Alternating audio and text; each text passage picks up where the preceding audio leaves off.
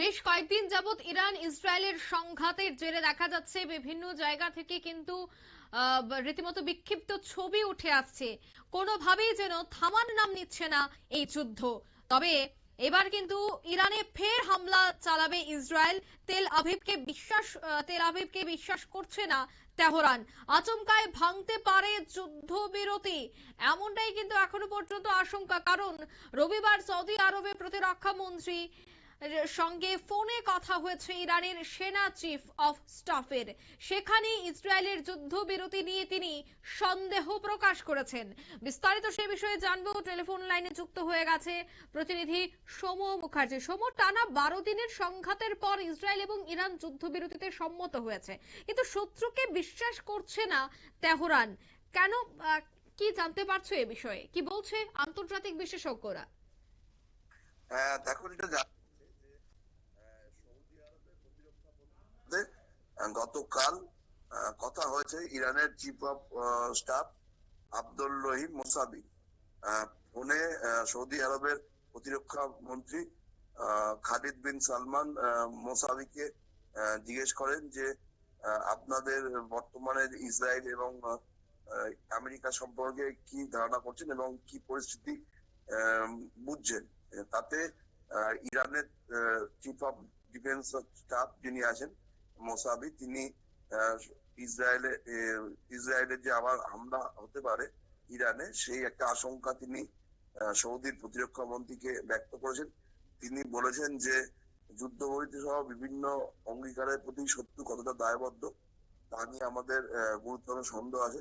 তবে পাশাপাশি তিনি একথাও বলেছেন, যদি যুদ্ধবিরতি ভেঙে ইসরায়েল আবার হামলা করে তাহলে কঠোর জবাব ইরানের তরফ থেকে দেওয়া হবে এবং এই কঠোর জবাব দিতে তারা দুবার ভাববে না বলেও ইরানের রেভলিউশনারি গার্ডের তরফ থেকে জানানো হয়েছে। এবং ইরানের তরফ থেকে সৌদির প্রতিরক্ষা মন্ত্রীকে আশঙ্কা প্রকাশ করা হয়েছে যে ইসরায়েলের যা মতিগতি দেখা যাচ্ছে তাতে যে কোনো মুহূর্তে তারা ফের হামলা চালাতে পারে বলেই ইরানের তরফ থেকে আশঙ্কা করা হচ্ছে এবং তারা সে যা প্রতিরোধ করার জন্য ইতিমধ্যে প্রস্তুতি নিয়েও রেখেছে।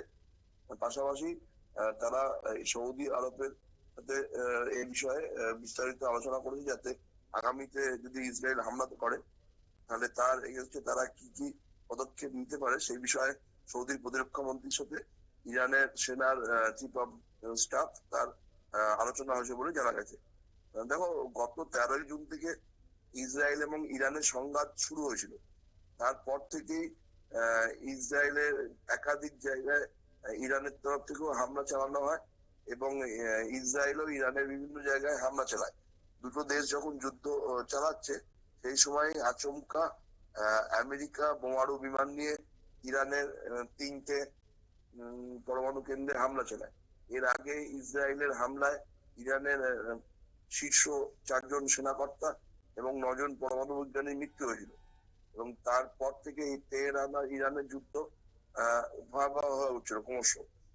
মাঝে আমেরিকার যোগদানে পরিস্থিতি আরো খারাপ হয়ে যায়।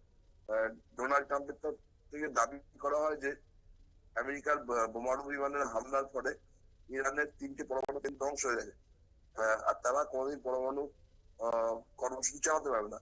যদিও এই বিষয়ে ইরানের তরফ থেকে ট্রাম্পের দাবিকে অস্বীকার করা হয়েছিল। তারপরে অবশ্য গত 24শে জুন আচমকা ট্রাম্প ঘোষণা করে যে ইসরায়েল এবং ইরান সংঘর্ষ বিরতিতে সম্মত হয়েছে। তারপরেও কিন্তু আমরা লক্ষ্য করেছি যে ইরান এবং ইসরায়েলের তরফ থেকে দুতরফ থেকে হামলা একে অপরের বিরুদ্ধে চালিয়ে আসছিল, কিন্তু পরে আস্তে আস্তে হামলা বন্ধ হয়ে যায় এবং ইরান ইসরায়েল দুজনেই সংঘর্ষ বিরতিতে রাজি হয়। কিন্তু এখন নতুন করে আবার ইরানের তরফ থেকে পরিস্থিতি বিবেচনা করে আশঙ্কা করা হচ্ছে যে যে কোনো মুহূর্তে ইসরায়েল হামলা চালাতে পারে তাদের দেশে এবং তারাও যোগ্য জবাব দেওয়ার জন্য প্রস্তুত রয়েছে। এদিকে এই ইরানের এই চিফ অফ ডিফেন্স স্টাফের মন্তব্যের কথা বাইরে আসার পরই বিশ্বজুড়ে একটা আতঙ্কের পরিবেশ তৈরি হয়েছে। কারণ ইরান এবং ইসরায়েলের যুদ্ধ ফলে তৃতীয় বিশ্বযুদ্ধ বেঁধে যাবে বলে একটা আশঙ্কা করা হচ্ছিল। একদিকে ইসরায়েলের দিকে যেমন আমেরিকা দাঁড়িয়েছিল, তেমনি উল্টো দিকে ইরানের সাথে আমরা বেশ আলাপ আলোচনা করতে দেখছিলাম রাশিয়া এবং চীনকে। কিছু কিছু সূত্রে খবর আসছিল যে রাশিয়া এবং চীন ইরানকে সাহায্য করছে প্রকাশ্যে না হলেও তারা পরোক্ষভাবে বিভিন্ন রকম অস্ত্র দিয়ে ইরানকে সাহায্য করছে। সেটা আস্তে আস্তে প্রকাশ্যে চলে আসছিল এবং গোটা বিশ্বে একটা আড়াআড়ি বিভাজন হয়ে যাচ্ছিল। একদল ইসরায়েলের দিকে সমর্থন জানাচ্ছিল, অন্যদিক দিয়ে ইরানের দিকে। কিন্তু সংঘাত থেমে যাওয়ার পরে সেই পরিস্থিতির অবসান হয়েছিল। পৃথিবীতে আবার নতুন করে শান্তি ফেরার সম্ভাবনা তৈরি হয়েছিল। কিন্তু ফের ইরান ইসরায়েলের যুদ্ধের সম্ভাবনা তৈরি হয়। বিশ্বজুড়ে একটা আতঙ্কের পরিবেশ তৈরি হয়েছে যে আগামী দিনে এই দুই দেশের যুদ্ধ ভয়াবহ আকার ধারণ করে, তাহলে বিশ্বের বিভিন্ন শক্তিশালী দেশ যে তার মধ্যে জড়িয়ে যাবে সেই আশঙ্কা করা হচ্ছে, এমনটাই মনে করছেন আন্তর্জাতিক রাজনৈতিক বিশেষজ্ঞরা। অঙ্কিতা। একদমই ধন্যবাদ। অর্থাৎ তেল আভিভকে বিশ্বাস করছে না তেহরান এবং এই যে যুদ্ধবিরতিতে সম্মত হওয়া তারপরেও বিশ্বাস করা যাচ্ছে না এবং তা নিয়ে সংশয়ও তৈরি হয়েছে। মূলত যদি তা হয়, কারণ যে কোনো মুহূর্তে এই যুদ্ধবিরতি ভেঙে যেতে পারে বলেই মনে করছেন তারা। আর যদি তা হয় তবে কঠোর জবাব দিতে দুবার ভাববে না ইরান। রেভলিউশন গার্ড এমনটাই মন্তব্য করলেন ইরানের সেনার চিফ অফ স্টাফ। নিয়ে নিচ্ছে ছোট্ট একটি বিজ্ঞাপন বিরতি, সঙ্গে থাকুন।